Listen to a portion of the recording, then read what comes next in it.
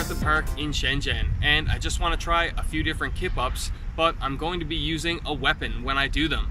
So I'm going to put on a Ranma Cosplay and try a few Kip Ups with weapons.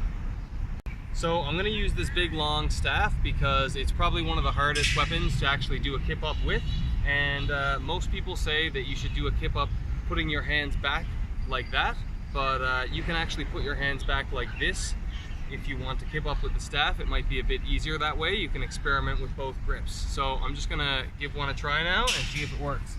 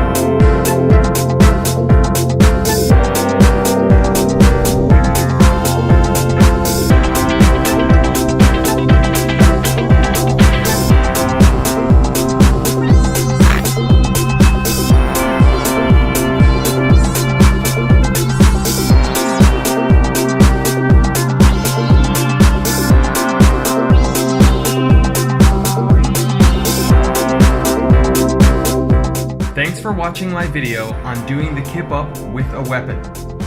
If you have any comments or questions about this move, then leave them in the comments bar below. Be sure to subscribe and check out my other nerdy cosplay videos.